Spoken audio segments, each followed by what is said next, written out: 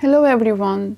Today's lecture is about cell organization, cellular structures and functions. All live organisms on our planet can be divided into two groups, cellular and non-cellular. Cellular live organisms have cellular organization, and here we have microorganisms, plants, fungi and animals. Non-cellular organisms. These organisms have no cellular organization, and here we have only one group called viruses. So actually the question about viruses, can they be considered as live or non-live organisms? It is quite interesting question, because if we take as a unit of the live organisms a cell, so then we can't consider viruses as live organisms. But if we, for all live organisms, consider that they are able to replicate themselves and they are carrying genetic information, then viruses could be considered as live organisms.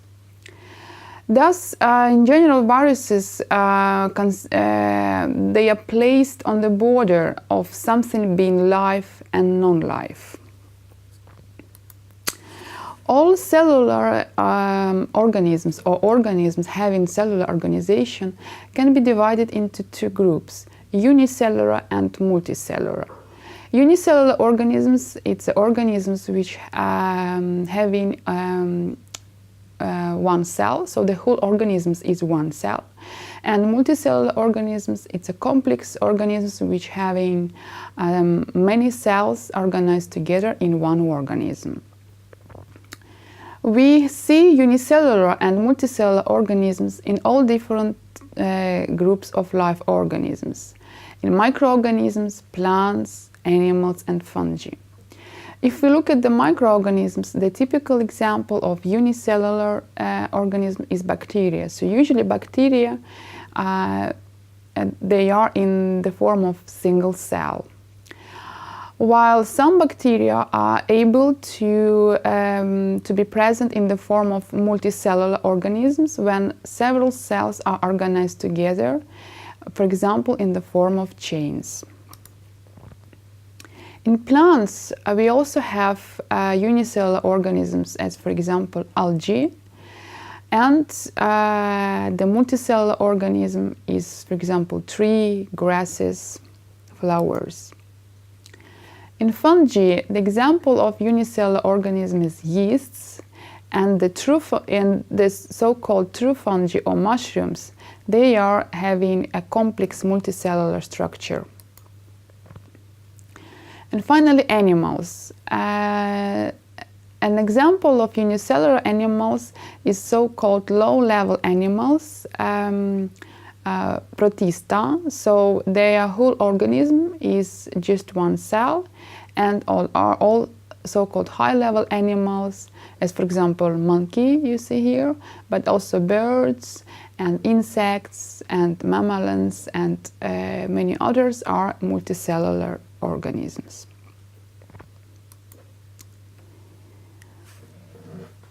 So if we look closer at multicellular organisms, so we find that they have very complex structure.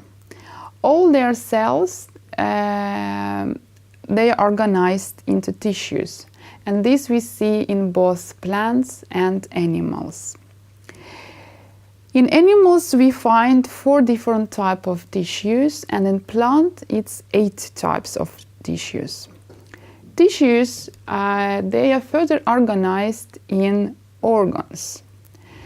So organs, they are carrying more special functions in the organisms. Organs further organized into the system of organs. And finally, system of organs, they are organizing the whole complete organism.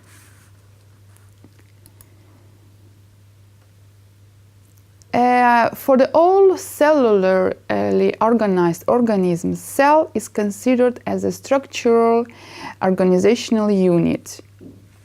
And for the first time, the observation of the cell and the name of the cell has been given by the scientist Robert Hooke in 1665. When he was trying to understand the structure of cork tree in the microscope, he saw some envelopes which he called a cell. So let's look at the structure of the cell. So first, when we look at the cell, depending on the cellular structure and the time appearance during the evolution, we have two types of groups of cells: prokaryotic cells and eukaryotic cells. So prokaryotic cells, they do not have a nucleus-based organization of DNA, and they are appearing very early in the evolution. Eukaryotic cells, they have DNA organized in the form of nucleus and have very complex cellular structure.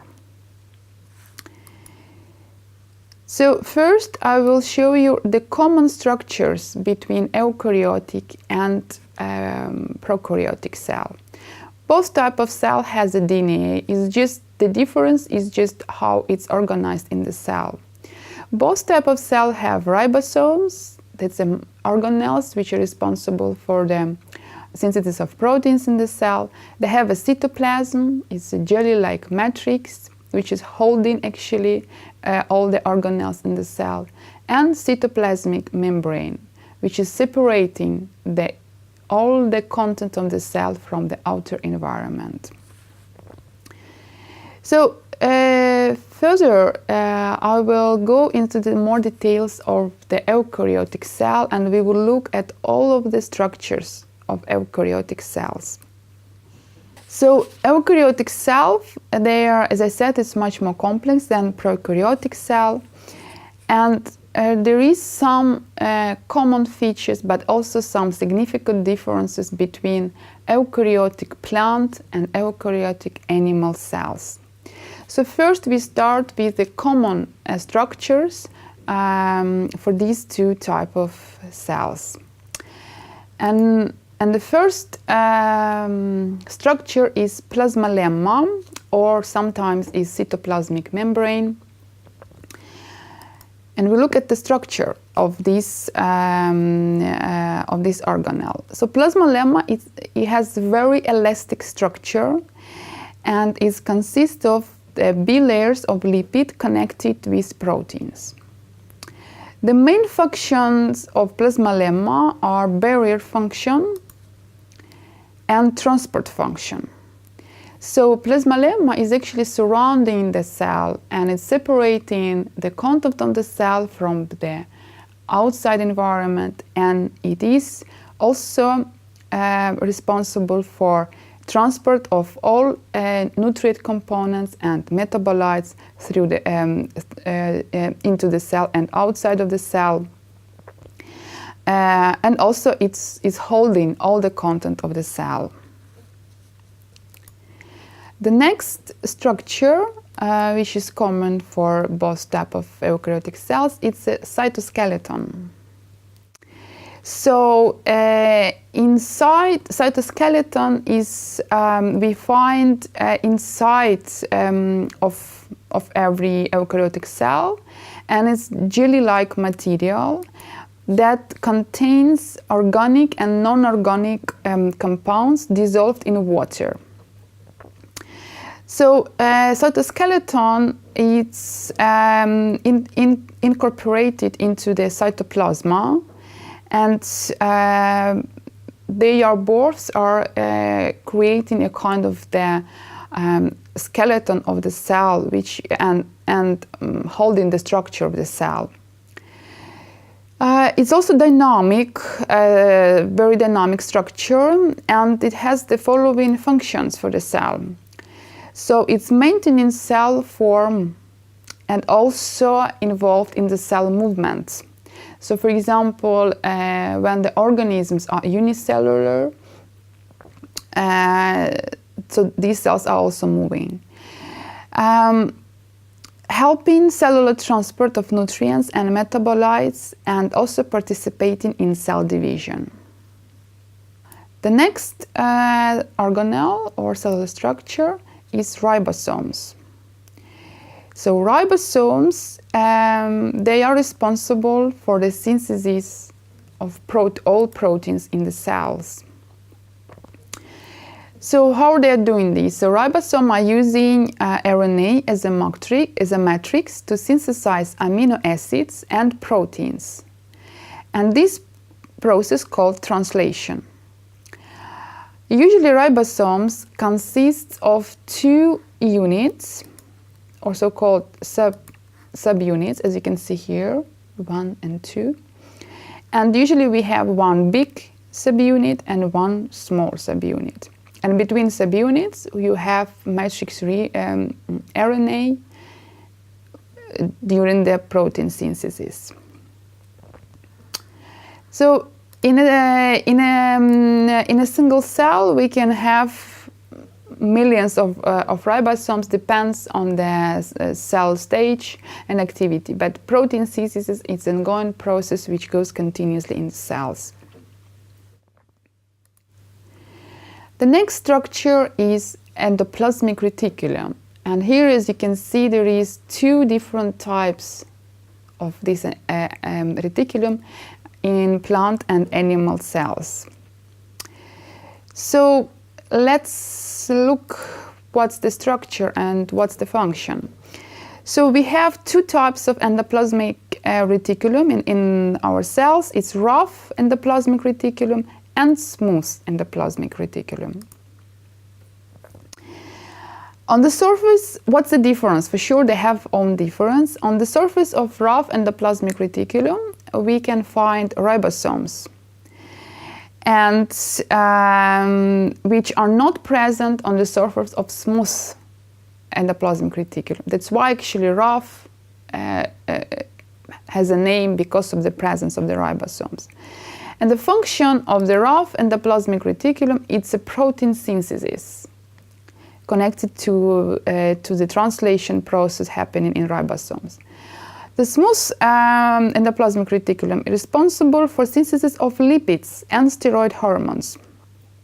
In addition, the smooth endoplasmic reticulum can be involved in the storage of carbohydrates and also accumulation of some toxins in the cell. The next structure is Golgi apparatus. This organelle is also present in both plant and animal cells. And this organelle has been discovered first by the Italian scientist Camillo Golgi in 1898. So apparatus Golgi is it's an organelle which consists of disc-like membrane structures connected with each other. And the main function of apparatus Golgi is protein maturation and protein transfer. So you can see that in order to synthesize proteins, you have already several organelles involved in the cell. So it's the ribosomes, which are placed on the surface of rough endoplasmatic reticulum, and there all the synthesis of proteins happening, but the maturation of protein and transfer of protein is happening in a Golgi apparatus. The next cell component is mitochondria. So mitochondria, they could be considered in one of the most complex organelles in the cell, and they consist of double-layer cytoplasmic membrane, which has outer and inner layer, and matrix. So the inner layer of cytoplasmic membrane forms so-called crista. So you can see that's coming from the inner layer of the cytoplasmic membrane. In the matrix of mitochondria, we find enzymes which are involved in breathing of the cell and synthesis of ATP molecule. As you know, ATP molecule, that's the source of energy for our cells, and thus the main function of mitochondria is delivering energy to the cell and do breathing. So all the synthesis of energy source molecules, ATP molecules, happening in mitochondria. Cells, they are varying depending on the amount of mitochondria. So, for example, muscles, heart and brain cells, they have very high number of mitochondria, up to 1,000 per one cell, because of in these cells there is a lot of energy demanding processes happening, and there is active breathing of these cells. The next organelle is nucleus. Is also present in both plant and animal cells. So nucleus, that's where all the genetic information is stored and also protected. So nucleus has quite complex structure. We have so-called nucleus envelope, and nucleus envelope, it consists of two-layer membranes, one inner and one outer. Also, this is not in order to do the exchange of the molecules in the nucleus. We have pores, as you can see, nuclear pores.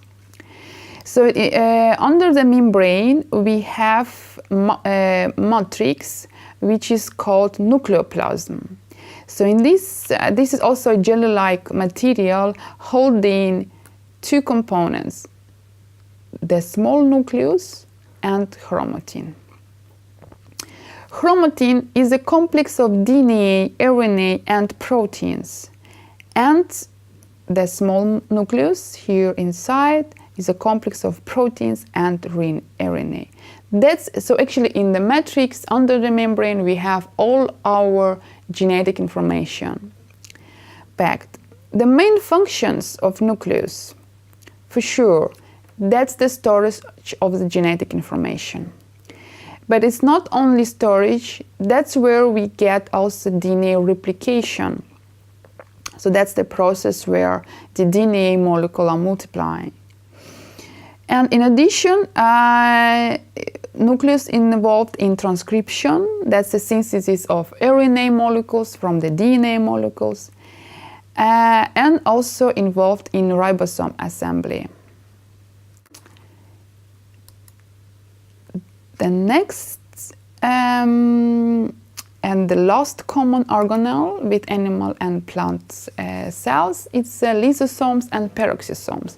We take these two organelles together because they are having very similar structure.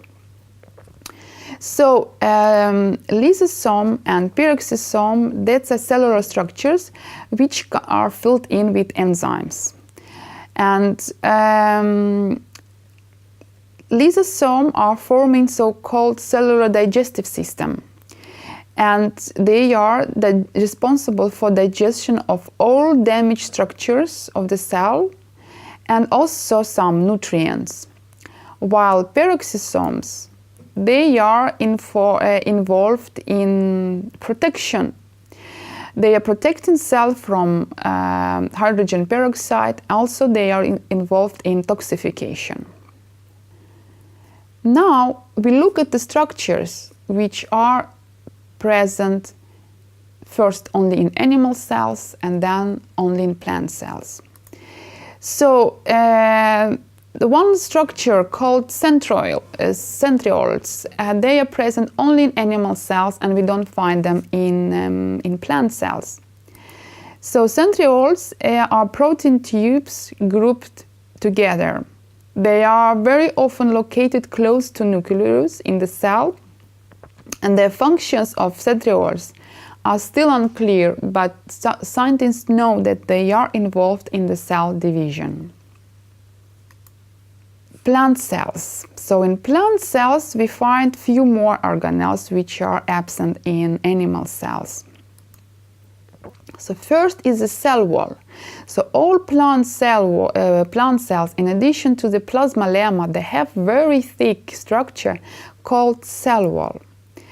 Cell wall structure is quite complex, and the main component of the cell wall structure is cellulose. That's in case of plants, but fungi, they also have cell wall, and the main component in their cell wall is chitin. Cell wall has these three main functions: is structural, protective, and transport. And as you can see here, the cell wall is above the plasma membrane. The next component, which is present only in plant cell, is a large central vacuole. As you can see, it's taking quite a lot of space of the cell. So vacuoles, that's usually a membrane-like bubbles containing cellular juice. The cellular juice, that's a kind of water solution of different organic and inorganic compounds. Vacuole has a membrane called tonoplast. That's what you have here. And what the main function of vacuoles is maintenance of cellular pressure, participation in water salt metabolism. They are also involved in storage of different nutrients and also storage of wastes of different metabolic products for cells. And the last cellular structure, which is present only in plant cells and which is actually making plants so different from animals, it's the chloroplast. Chloroplast, that's the most important organelle for the photosynthesis. So chloroplast is also a membrane-like organelle having double layer membrane. You can see inner part and outer part. It has matrix called stroma, and it has thylakoids. Thylakoids is a small structures which is consisting of chlorophyll. Chlorophyll is a green pigment which is involved in photosynthesis and which is providing a very nice and beautiful green color to the plants. That was all about cell structures and cells in general. Thank you for your attention.